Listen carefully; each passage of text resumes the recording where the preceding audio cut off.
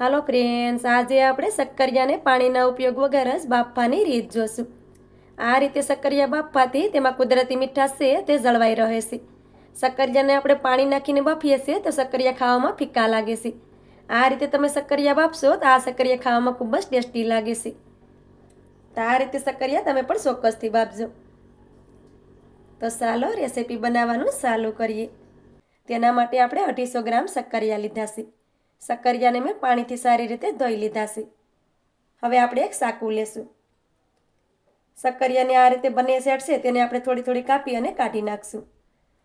તો આ રીતે થોડી થોડી આપણે કાઢી નાખવાનું, કેમ કે તેમાં પણ ધૂળ હોય છે.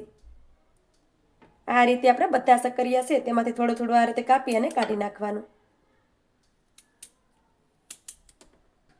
આ શક્કરિયાને આપણે કુકરમાં બાફવાનું છે, તો આપણે આ કુકર લઈ લીધું છે.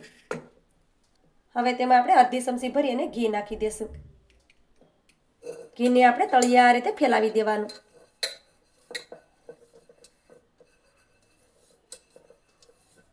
તો આ રીતે તમે જોઈ શકો છો કે ઘીને આપણે કુકરની તળિયે ફેલાવી દીધું છે.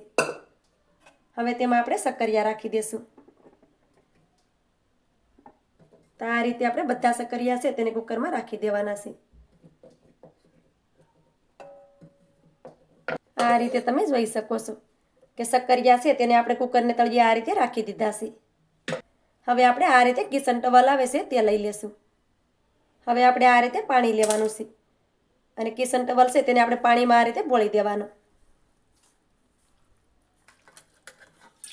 પછી તેમાંથી આ રીતે બધું પાણી છે તેને આપણે કાઢી લેશું. હવે આ ટવાલ છે તેને આપણે આ રીતે કરી દેવાનો. આ રીતે બંને છેડા પકડી અને આ રીતે ચાર વડો કરી દેવાનો અને તેને આપણે શક્કરિયાની ઉપર આ રીતે ઢાંકી દેવાનો છે. આ રીતે ટવાલને ઢાંકી દેવાનું. શક્કરિયા છે તે બહાર ખુલ્લા ન દેખાવા જોઈએ. અને આપણે ઉપરથી આ રીતે 1 ચમચી જેટલું પાણી નાખી દેવાનું. વધારે પાણી આપણે નથી નાખવાનું. હવે આપણે કુકરનું ઢાંકણ બંધ કરી દઈએ. કુકરને આપણે ગેસ ઉપર રાખી દીધું છે. હવે ગેસની ફ્લેમને આપણે ધીમી કરી દેવાની છે. ધીમા ગેસ ઉપર શક્કરિયાને આપણે 15 મિનિટ સુધી બફાવા દેશું. 15 મિનિટ થશે એટલે શક્કરિયા આપણા સારી રીતે બફાઈ જશે. આ રીતે શક્કરિયા બફવાથી તેમાં કુદરતી મીઠાશ છે તે જળવાઈ રહે છે. અને આપણે પાણી નાખીને શક્કરિયા બાફીએ છીએ તો શક્કરિયા મોળા પડી જાય છે અને ખાવામાં તે સારા નથી લાગતા. તો આ રીતે શક્કરિયા તમે પણ એકવાર ચોક્કસથી બાફજો. ખાવામાં ખૂબ જ ટેસ્ટી લાગે છે. હવે આપણે 15 મિનિટ સુધી શક્કરિયાને બફાવા દઈએ.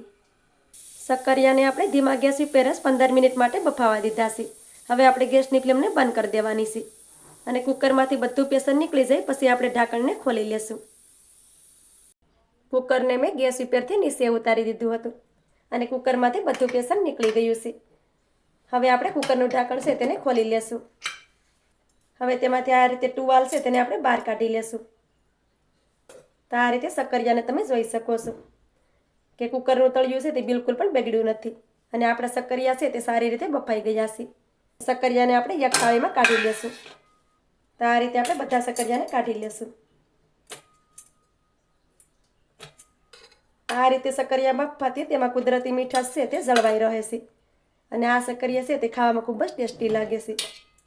આ રીતે શક્કરિયા બાફશો તો શક્કરિયા બિલકુલ પણ કાસા નહીં રહે. તમે જોઈ શકો છો કે આપણા શક્કરિયા છે તે સારી રીતે બફાઈ ગયા છે. બિલકુલ પણ કાસા નથી. તમે જોઈ શકો છો. આ શક્કરિયા ખાવામાં ખૂબ જ ટેસ્ટી લાગે છે. તો આ રીતે શક્કરિયા તમે પણ ચોક્કસથી બાફજો. ખાવામાં ખૂબ જ ટેસ્ટી લાગે છે. તો મારી આજની રેસીપી તમને સારી લાગી હોય તો લાઇક કરી કોમેન્ટ કરી દેજો.